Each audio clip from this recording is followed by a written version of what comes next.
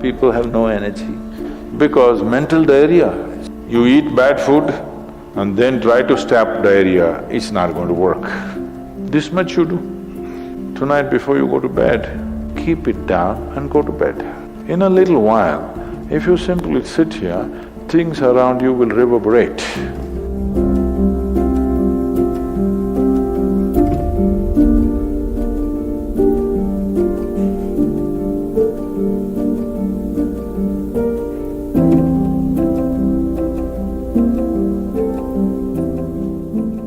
Is it possible to do it without using specific mudras, whatever? Yes. These are all small help, little assistance. You don't see a Shiva or a Krishna holding mudra and sitting like this, simply intense. Nor will you ever see me sitting like this.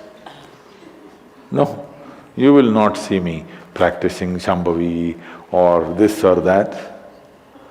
If I just close my eyes for 20 seconds, I'm done. I'm ready for the day. So, this is all good help. But is it the only way to do it? No. You can simply sit. If you learn to simply sit, you'll become tremendously intense. Right now, your energy is simply expended by doing unnecessary, endless activity. When you have so much mental diarrhea, how can you have energy? Suppose you have diarrhea, do you see how weak you feel? Yes or no? Right now this mental diarrhea, that's why people have no energy. They want to just eat and sleep all the time because mental diarrhea is very exhausting. If you have physical diarrhea, you know how exhausting it is. Yes? This is also equally exhausting. People are sleeping 8 hours, 10 hours a day, not because they're working so much or their body is in such a bad state, it's just mental diarrhea. If you stop the mental diarrhea, there's enough energy to make this very, very intense. Now how do I stop mental diarrhea? If you have diarrhea, physical diarrhea, what is the first thing to do? Huh? What?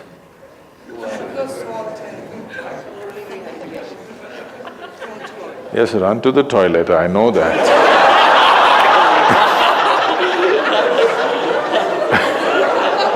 I'm saying as a corrective measure, what is the first thing you do?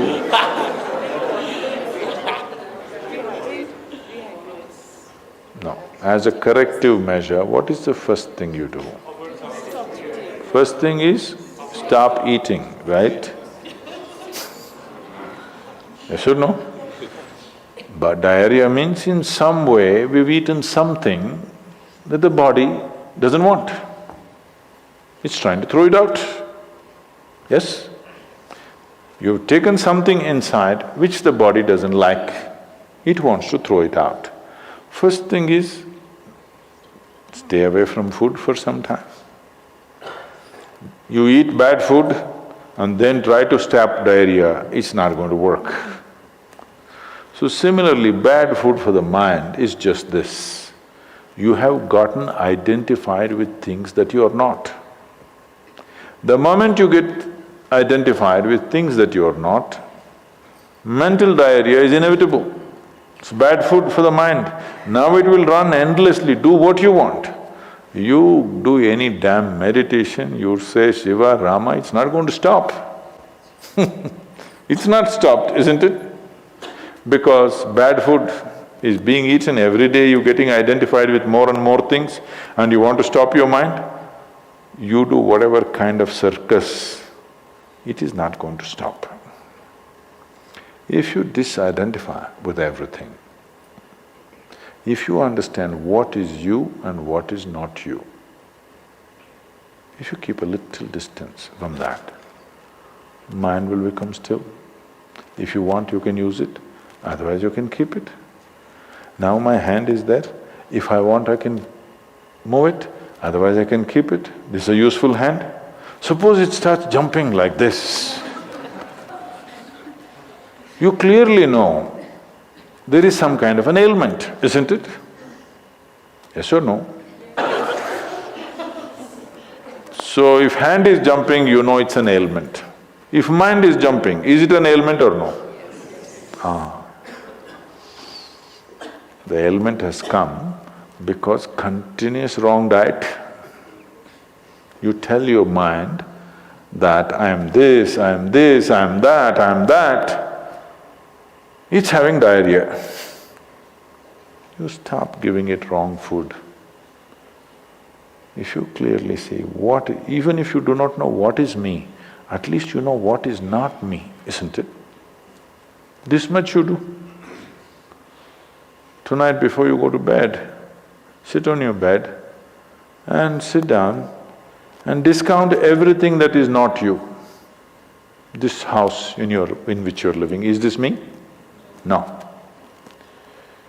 This loving parent or mother, father, wife or husband or child, they're wonderful, but is this me? No. Now these nice clothes I'm wearing, is this me? No. Now my body, I like it, but is this me? No. Now I'm having so many thoughts, is this me? No. Now I'm having wonderful emotions, is this me? No. Like this, everything that's not you, before you sleep, keep it down and go to bed. Tomorrow morning, you will wake up considerably more intense than today. Every day you do it. In a little while, if you simply sit here, things around you will reverberate. Really. I was a few years ago, couple of years ago, I was in America and this is a very typically American question. This lady comes up to me and she's very angry. I've been doing this yoga for last 35 years, nothing happened. But you went and just sat on a rock and things happened to you. This is not fair. Where is that damn rock?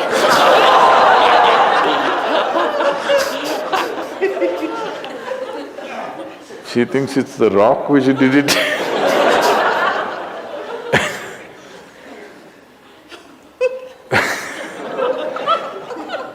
The only sadhana that I did in my life is, right from my very early age, though I was very actively involved with everybody around me, I never identified myself with my parents or my siblings or my endless number of friends or the society or the religion or the country or anything around me. Never identified. Not that I was not involved, I was very involved, very active. Even today I'm very active and involved, but not identified. If you don't identify with anything, there is enough energy in this to become intense. See, I want you to understand, your life energy right now in this body, how many things it's doing here as you're sitting here? Hello, do you know the complexity of activity it is doing? Every cell in the body, your liver, your kidney, your damn spleen and all kinds of stupid things that we cannot even figure even today. Yes? Just see as you sit here, how many things this energy is doing. Obviously it must be intense to do all this. You are not able to experience it because of diarrhea. When you have diarrhea, that's how you feel, isn't it? Yes or no? So that's how it is. Stop the diarrhea. Stop eating bad food, diarrhea will stop. Once diarrhea stops, there's enough energy in this to sit here and reverberate in a very intense way.